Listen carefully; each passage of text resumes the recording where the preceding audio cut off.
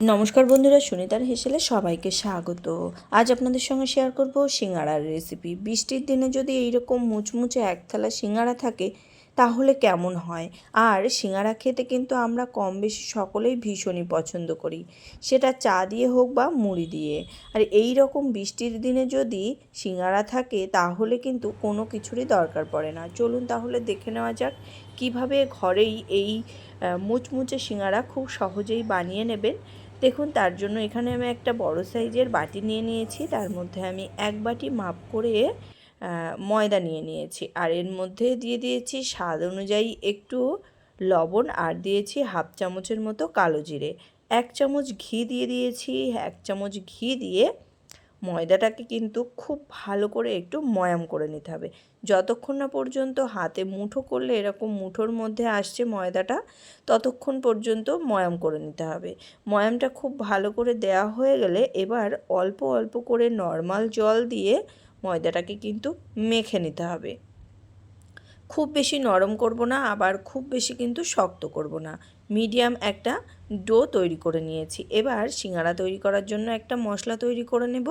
তার জন্য এখানে হাফ চামচ গোটা জিরে, হাফ চামচ গোটা ধনে নিয়েছি, কয়েকটা গোটা গোলমরিচ, একটা শুকনো লঙ্কা, একটু দারচিনি, একটা তেজপাতা নিয়েছি, আর নিয়েছি হাফ চামচের মতো একটু পাঁচফোড়ন। সমস্ত কিছু আমি শুকনো খোলায় একটু ভেজে নেব। ভেজে এটার একটা পাউডার তৈরি করে নেব। তবে খুব একবারে মিহি পাউডার কিন্তু তৈরি করব না, একটু মানে আস্ত আস্ত থাকবে সেই রকমভাবেই একটা পাউডার আমরা এখানে তৈরি করে নেব। মশলাটা ভাজা হয়ে গেছে, তুলে নিয়ে ঠান্ডা করে এটার একটা পাউডার তৈরি করে নেব। এবার ওই কড়াইতেই আমি সিঙ্গাড়ার পুরটা রেডি করব। তার জন্য 1 চামচের মতো সাদা তেল দিয়ে দিয়েছি। তেলের মধ্যেই দিয়েছি একটু হলুদ গুঁড়ো আর একটু লঙ্কার গুঁড়ো। দিয়ে দিয়েছি আদা কাঁচা লঙ্কা একটু থেতো করে নিয়েছিলাম, সেটাকে দিয়ে দিয়েছি। এবার এই তেলের মধ্যে আদা কাঁচা লঙ্কাটাকে একটু ভেজে নেব।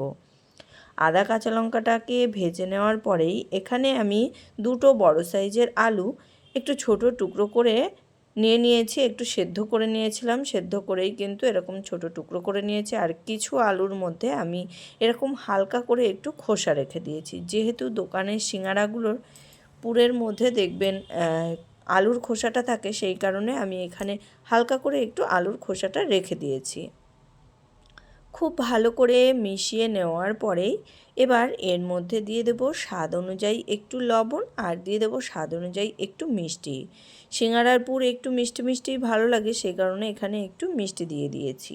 খুব ভালো করে লবণ মিষ্টি দেওয়ার পরে আবারও কিন্তু আলুটাকে খুব ভালো করে একটু ঢাকা দিয়ে দিয়ে কষিয়ে নিয়েছি। দেখুন, আলুটা অনেকটাই নরম হয়ে এসেছে। এবার এর মধ্যে যে মশলাটা আমরা পাউডার করে রেখেছিলাম সেই মশলাটা এখানে দিয়ে দিয়েছি। আর দিয়ে দিয়েছি বেশ কিছুটা পরিমাণে চিনেবাদাম।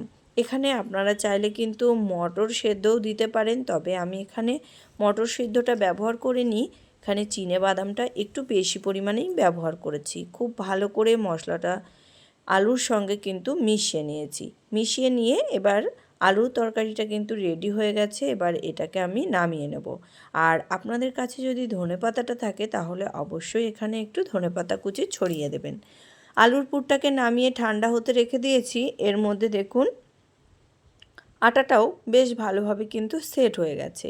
এবার আটাটাকে একটু ছোট ছোট লেচি তৈরি করে নেব।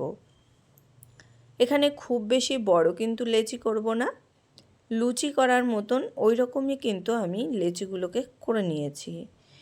এবার লেচিগুলোকে সাইডে রেখে দেব, রেখে দিয়ে একটা লেচি নেব, নিয়ে বেলে নেব। খুব বেশি পাতলা করে কিন্তু বেলবো না, আবার খুব বেশি মোটা করেও কিন্তু এখানে বেলবো না।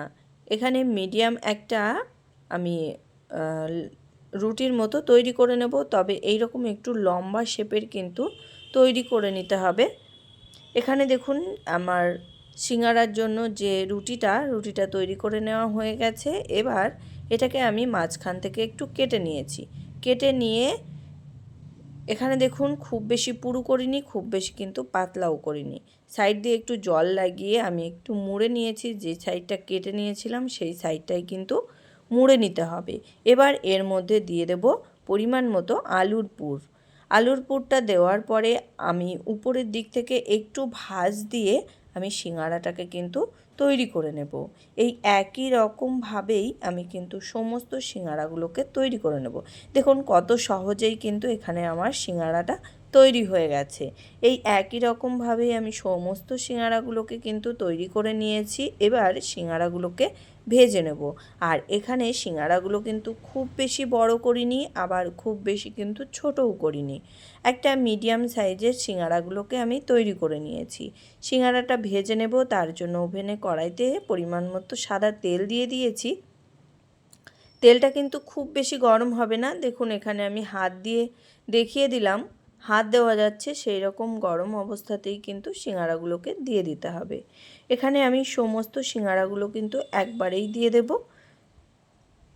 সিঙাড়াগুলোকে দিয়ে গ্যাসের আঁচটাকে কিন্তু ওইভাবে লোতে করেই মানে রাখতে হবে। প্রায় 7 থেকে 8 মিনিট মতো সিঙাড়া ভাজতে একটু সময় লাগে। সিঙাড়াগুলোকে যত আপনারা লো আছে আস্তে আস্তে ভেজে নেবেন, ততই কিন্তু সিঙাড়ার উপরটা ততই খাস্তা আর মুচমুচে হবে। দেখুন এখানে একদম লো আছে রেখে দিয়েছিলাম, ওই প্রায় 8 থেকে 10 মিনিটের মতো লো আঁচ করে রেখে দিয়েছিলাম। এবার গ্যাসের আঁচটাকে মিডিয়ামে করে দিয়ে সিঙাড়াগুলোকে একটু নাড়াচাড়া করে নিয়েছি। আর কাঁচা অবস্থায় কিন্তু নাড়া যাবে না, নাড়লে সিঙাড়াগুলো ভেঙে যেতে পারে। যখন গাটা একটু শক্ত হয়ে আসবে তখনই কিন্তু নাড়া দিয়ে নিতে হবে। এইভাবে এবার নাড়াচাড়া করতে করতে সিঙাড়াগুলোকে কিন্তু ভেজে নেব। দেখুন সিঙাড়াগুলোকে কিন্তু ভেজে নিয়েছি, মিডিয়াম টু লো আঁচে রেখেই কিন্তু ভেজে নিয়েছি। এবার সিঙাড়াগুলোকে তুলে নেব। দেখুন কতটা সুন্দর হয়েছে। আর এর থেকে বেশি কিন্তু লাল করে ভাজবো না, কেননা এগুলো যখন ঠান্ডা হবে তখন এখানে আরও একটু কালারটা গাঢ় হয়ে আসবে। দেখুন তৈরি হয়ে গেল কিন্তু আমাদের একদম দোকানের মতো সিঙাড়া। এটা আপনারা মুড়ির সঙ্গে কিংবা চায়ের সঙ্গেও কিন্তু খেতে পারেন। এখানে আমি কয়েকটা ভাজা কাঁচা লঙ্কা উপর থেকে ছড়িয়ে দিয়েছি। তৈরি হয়ে গেল একদম দোকানের মতন সিঙাড়া। দেখুন বন্ধুরা কত কম সময়ের মধ্যেই কিন্তু এই সিঙাড়াগুলোকে আমি তৈরি করে নিয়েছি। কেমন লাগলো অবশ্যই কিন্তু কমেন্ট করে জানাবেন। ভালো লাগলে একটা লাইক করবেন আর সাবস্ক্রাইব করে পাশে থাকার অনুরোধ রইল। আজকের মতো এই পর্যন্তই, আবার দেখা হবে নতুন কোনো রেসিপি নিয়ে। ভালো থাকবেন, সুস্থ থাকবেন, ধন্যবাদ।